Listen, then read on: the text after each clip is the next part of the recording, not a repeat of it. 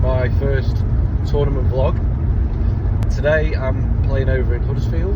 It's a 2-star tournament, so should be quite exciting actually. It's going to be like a typical format for these tournaments that I'm playing, which is round robin. So there's normally 8 of us in a group, so I'll play 7 matches.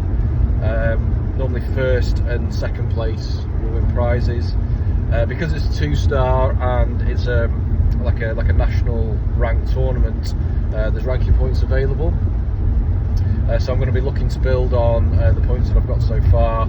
I think one of the things that was really nice actually was I played in a tournament in Nottingham a few weeks ago, and I was the lowest ranked player in my group, but I managed to, I think I won 5, lost 2.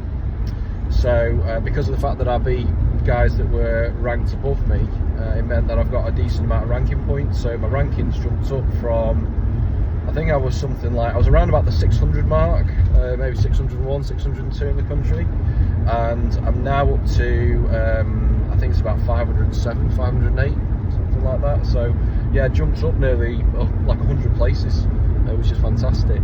I mean, longer term, I mean, I would really like to get somewhere near the top 250, but I think that's, you know, a bit of a long way off as of yet, and I don't want to get too far ahead of myself. But you know, again, tournaments like today really do help towards that. So yeah, so it should be quite exciting, and I wanted to do a bit of a vlog just to show you, you know, what a tournament day consists of. I mean, obviously, like I normally film all the matches for everybody to watch, and I'm going to be doing that today. And I'll put all the matches out separately, but I'm also going to do like a bit of a review in this video as well. So yeah, so it should be fun. Let's see how we get on.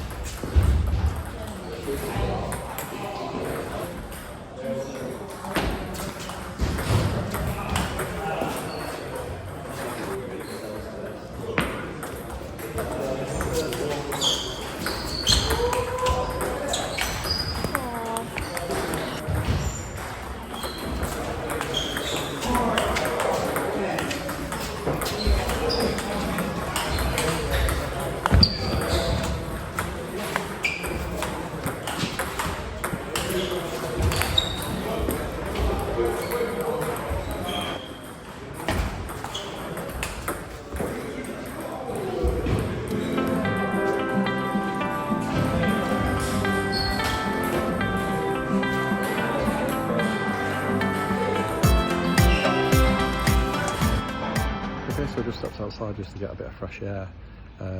Quite an interesting building here actually. It's like an old mill. So it's quite a good venue actually. Plenty of room and the lighting's really good. So yeah, so like I say, so about halfway through now. There's 9 in our group, which is unusual actually. There's normally 8, so 9 of us in the group, so that means 8 matches. So it's quite a long day. I played 4 of them so far. Don't feel like I'm playing amazing really. The first game played against a lad called Alex Shaw, who I've not met before, but he was pretty good actually, very unusual. Kind of held the bat in a really weird way. Lost to him 3-0. And I think the second game I was 10-4 up, and then I lost 8 points on the trot and ended up losing it 12-10, so that wasn't so great. And the third game was pretty tight as well, so a little bit disappointed. I was finding that I'm still looking for my forehand a little bit too much, rather than just sort of like, getting onto my backhand and staying there, playing the backhand and then switching to the forehand if I need to. I'm trying to get onto it too quickly and it was catching me out a little bit. I misread a lot of his serves as well, which wasn't great. I played against another chap called Richard Abrahams. I played Richard a couple of times before, and he's tricky because he's just gone to medium pimples. So that was a bit awkward. I was really happy with that one though, because I was 2-0 down and I didn't really know what to do. I managed to come back and win that one 3-2. And then I played against two tricky ladies. A lady called Janet, who she didn't want me to film the match, which was fine. I'm quite glad in a way, because I took the first game, but then she ended up winning that one 3-1. I always find it quite difficult actually against playing ladies, because they generally stay quite close to the table. They're on top of the ball a lot, and I try and spin the ball up, and she was right on top of it. And as the game went on, and especially when we started the 4th game, she was just sort of swinging at everything and was kind of hitting everything that I was doing. So wasn't particularly great that one. And then I played against Annie MacDonald, who I've played quite a few times now. I think I managed to beat Annie the last time that I played her. In Bolton, but this time she was playing very well actually. She was very, very sharp. I was saying this to her before actually, she's quite clever in the way that she serves, because she serves short to the forehand a lot, and I'm kind of half anticipating her doing that. But then when she serves long, it's catching me out because I'm not ready for it. So anyway, she went 2-0 up, and then I came back and I took the 3rd game, and then it was tight in the 4th, but she ended up taking that, so she beat me 3-1. So still got 4 more games to go though, so positive that I can turn it around a little bit. I think the main thing really that I've got to do is stop getting frustrated. I know that a lot of people kind of say this to me, that I need to keep my emotions in check, and I found that I was just getting a little bit frustrated at times and sort of losing my concentration. So I need to do that better and just sort of stay on my backhand a little bit more. So we'll see how we go.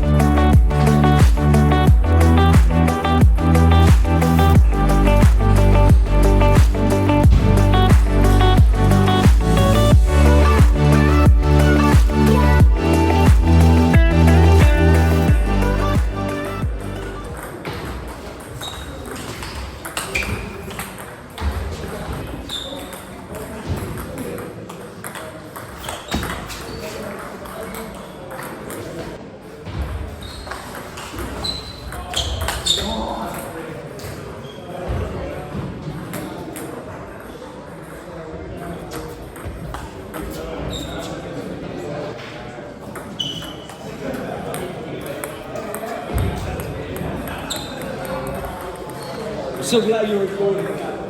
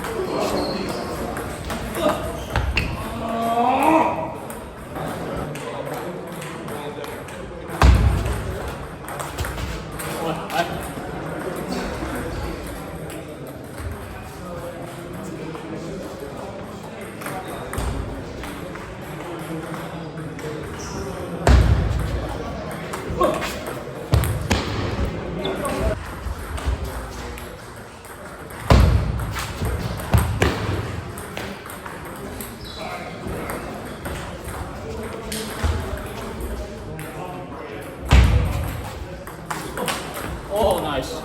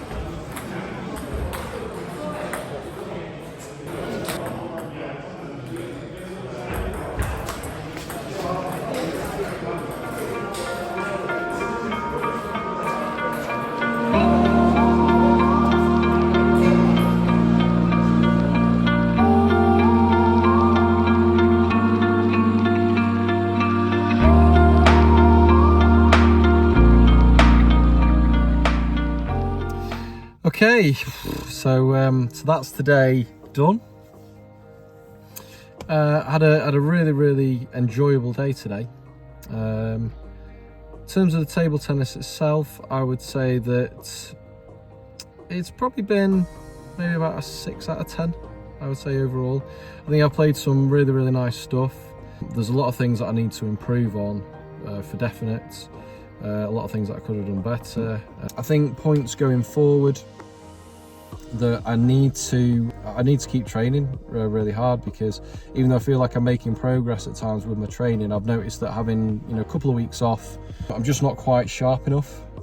So I need to train a little bit more. I've got to work really hard still on my backhand. One of the things that was really noticeable today was I was getting caught out a lot of the time by people trying to push or trying to just target the backhand side, and I'm forever trying to run around it and play a forehand, which meant I was a little bit too slow, and I'd either miss the shot completely or I would get the shot back, but then I would leave the basically like leave the table exposed. So I've got to, if I'm going to pivot, I've got to pivot properly. I can't do like a bit of a half-arse pivot, which is what I'm doing. So I need to work really hard on that. I need to just be a little bit more comfortable just playing backhand, and I've got to get better in a backhand to backhand exchange. Still, sort of struggling between, trying to hitting the backhand with a bit of topspin, or trying to sort of like do a flatter drive. Caught a little bit in between the two, and I've got to be able to almost switch between those two better. So if the ball's coming at me, I noticed in one of my games against Annie that because Annie drives it quite flat with a backhand, so if I hit a drive, she would then drive it back. If I tried to then drive that ball, it was just falling in the net. So I've got to be able to switch between a drive and a spin. But the problem that I have when I spin it is that I tend to try and lift it, and I lift it off the end of the table. So I'm still a bit of a long way off being really comfortable with my technique on my backhand. I think my forehand has been pretty good, and it is normally pretty solid.